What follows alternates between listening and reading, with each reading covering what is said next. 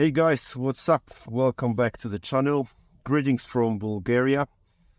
I'm still in Europe. Fortunately, it's my last week or last 10 days. Europe sucks, despite having a nice place, nice view, and it's amazing food in Bulgaria, really. But Europe is so boring. The only reason I'm here was because I had to go back to my country to set up a bank account, and then I thought if I'm already in Turkey, I might as well. I'm not from Turkey, but I was so near. I thought I would get my hair transplant done, so I got new hair, as you can't see, but I have it. um. Anyway, I'm still in Europe. I have my flight back to Thailand on 21st November. I'm gonna stay in Thailand minimum 1 month, but quite possibly I will stay there much longer, depending if one of the girls who work with me will make it to Thailand. So yeah, if not, I'm probably going back to Philippines. And by the end of the year, I will go to Africa. That's the plan. Back to Madagascar. Right. So the title of this episode is what would be the title? Let me think. Probably Philippines, the island of virgins or something like that. I still haven't come up with the title, so it might be a bit different. But here's the ironic thing about the Philippines. Even though it's very easy to hook up with girls over there, this country is full of virgins. It's just like unbelievable. It's kind of contradicting that at the same time you can go to party or you can go on some dating apps and probably tomorrow you have a date or the same day. But a lot of girls, and sometimes they're like 25, 30 years old, even older than that, and it's crazy. They never had sex, never ever. So here's why I call Mindanao, the southern island, the island of virgins. So Mindanao is the most southern island in the Philippines, and most of foreigners never go there. The reason for that is that the island is quite infamous for foreigners being kidnapped and killed, which is half true, half not true. It basically depends where you are. There are some places like Davao which are very safe. And basically the most of the western part of the island is quite safe. I traveled all the way from the north of Mindanao, all the way to the south, from Surigao, all the way to General Santos. So I know the place quite well. But on the other hand, there are some parts of the island, and sometimes they are not very far away. Like you have North Cotabato that can be dangerous for a foreigner, and it's 1-2 hours away from Davao. You have Marawi, which at a few years ago, well, it could be 10 years ago, it was taken over by ISIS. I probably wouldn't go anywhere near Sulu. That's where people get in trouble if they go there. So yeah, it all depends where you are, but basically it's possible to travel to Mindanao. Nonetheless, most of foreigners will never go there because they are scared. There's a lot of bad press, and media basically say it's best to be avoided. Your insurance will probably not work if you go to Mindanao because this is the area that your government probably recommends you to avoid. And as everywhere in the world, if you're a foreigner and you look different and there are no other foreigners, then instantly you get popular. And it's the same in the island of Mindanao. Right, so I've been there many times, but the first time I went there, I was maybe, I don't know, 2016 or something. I met a girl, and I believe she was a girl from a dating app. I don't know. We had a quick date. I don't remember. We had probably some drinks, if I'm not wrong. So after a few drinks, we went to my hotel, and in the hotel, she tells me that she's a virgin. So I'm like, okay, if you don't wanna do anything with me tonight, it's fine, it's not a problem. But it seems that she actually is ready to do something. So despite being a virgin, they are like, if they meet the right guy, they're ready to do it. So I didn't have to work on it. She basically wanted to lose her virginity. So I had sex with a virgin, and she was like willing to try everything. She's like, oh, I never tried oral. Let's try this. Oh, how it tastes. Oh, finish here, finish there. So we had like all night of fun, and yeah, it was super exciting. Also, when you're with a girl who never met a white person before, they're always like so fascinated about things that no other girl would pay attention to, especially the nose. Like, if you noticed, a lot of Asians, they get plastic surgery here, the upper side of the nose, because they want to have the same nose that we naturally have. So they want to have this bridge kind of thing. Most of Asians have flat nose here, and they hate it. They want to have nose like white people. So it's a very common plastic surgery in Asia. So yeah, if you get one of those girls, she'll be like, "Oh, your nose is so beautiful. They're touching your nose. They want to play with it. They love it, and it's fun." The next thing, they're very fascinated about the color of skin. So they're like, "Oh my God, this is so white." Oh, they're touching it, like smoothing with fingers, and especially when you pull down your pants and it's the first white D they can see. They're like, "Oh my God, this is so white." Basically, it's a really cool experience to have a girl who never had a white guy before. Anyway, that was the first virgin that I had in Mindanao. And believe it or not, the following day, I went to other city. Boom, another virgin. It was like unbelievable, one after another. So this one was from Facebook. I don't use dating apps much nowadays, almost not at all. But I use Facebook and Instagram a lot. And what I do is post a lot of stories. So if a girl sees that I'm somewhere around her city, they always message me like, "Oh, you're near my city," or "I'm here too," blah blah blah. And I meet more girls that way from Instagram and Facebook than from Tinder or any of those weird applications that I hate them. It's full of bullshit.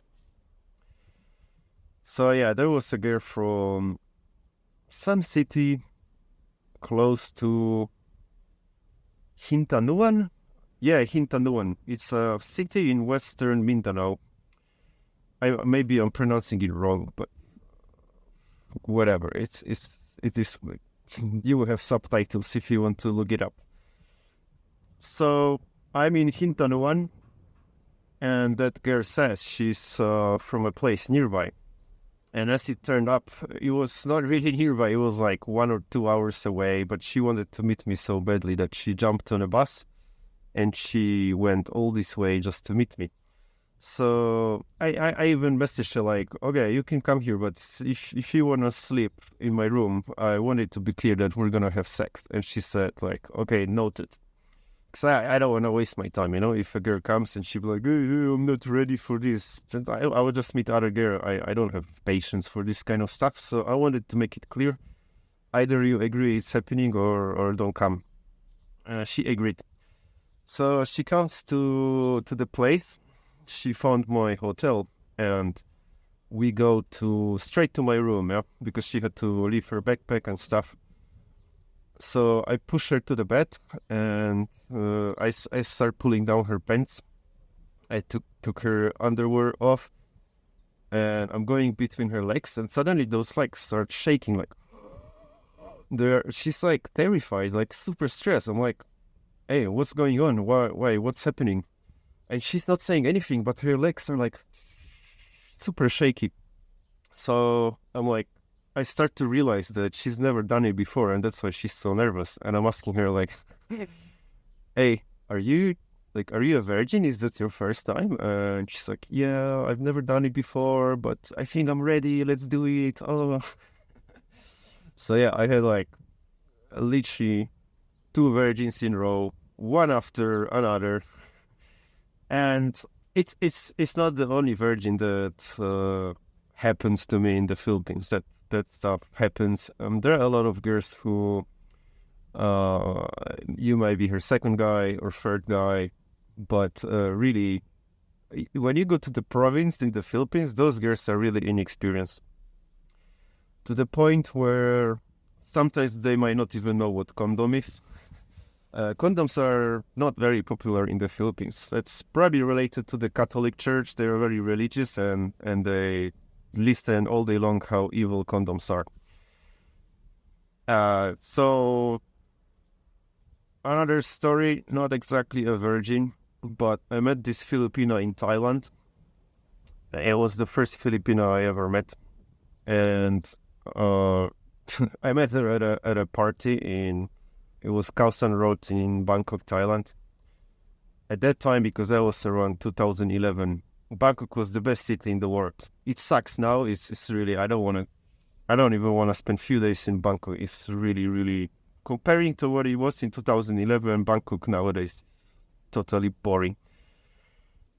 So I met this girl, and she was with a bunch of her friends, also Filipinos, and one thing led to another. I'm asking her if she wants to go to sleep with me in the guest house. At that time, I had like super cheap guest house. That should be another episode. It was a $3 guest house image. Anyway, the girl wants to go with me, but suddenly a friend of hers comes to me and another Filipino, and she slapped me. I was like, "What is that for?" And she's like, "Oh, because you're going to fuck my friend." And I was like, "Oh, so I'm gonna fuck your friend? Cool." And the friend who was going with me, she says nothing. So she's like, she already mentally agreed we're going to fuck. So I take her to my horrible room. That would be another story why I slept there. And yeah, we did it. The first time I don't remember. Maybe we didn't use condom the first time, but for sure the next time she came to me, I'm taking the condom, and she's like, "Oh, so this is what condom is," and I'm like, "What? You've never seen condom in your life?" She's like, "No, this is the first time." So I'm like, "But you had sex before?" She's like, "Yeah, I had a boyfriend, so I had one guy before you." And I'm asking, in this case, how did you have sex without condom? Was he like finishing in you? She said yes.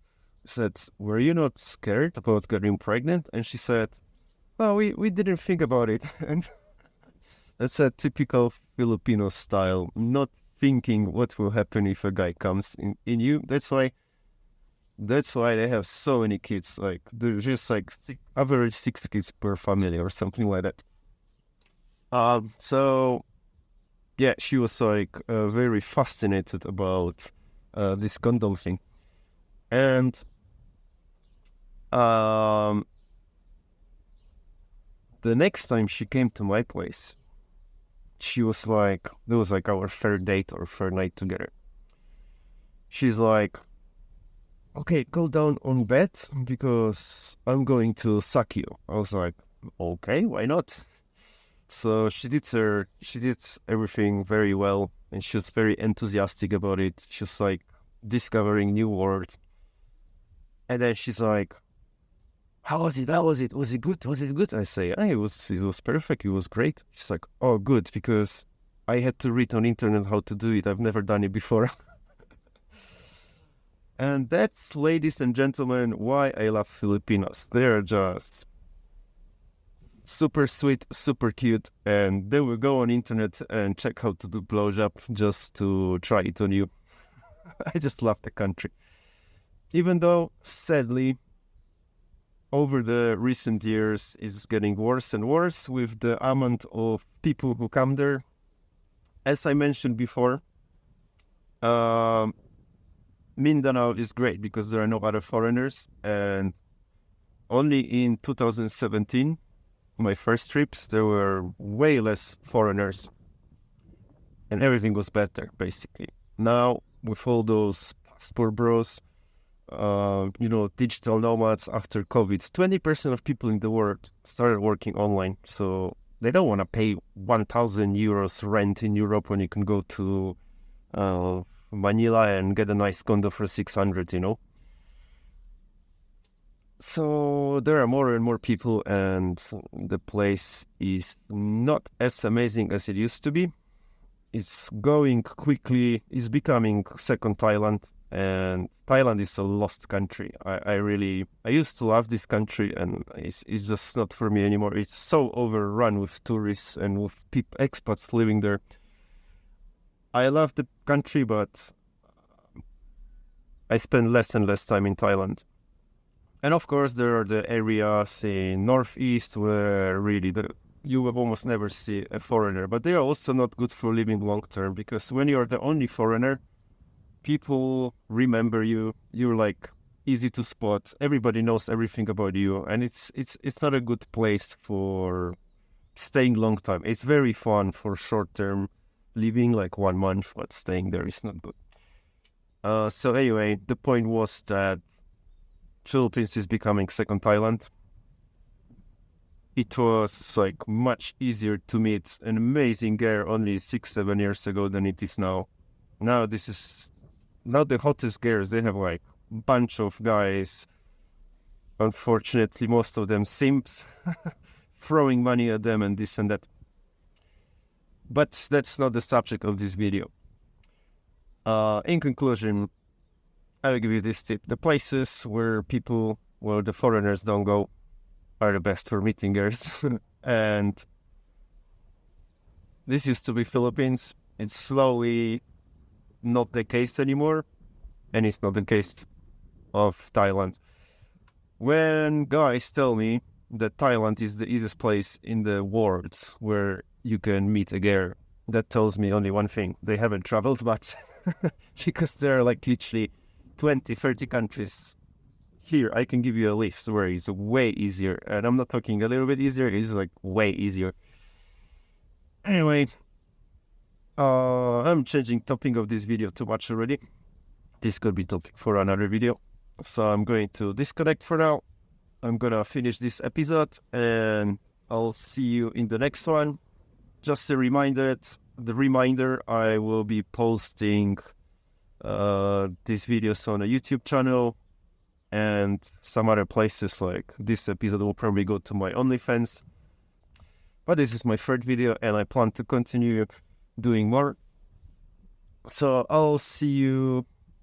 Well, I will not see you, but if you want, you can see me in 1 week. I will make another episode.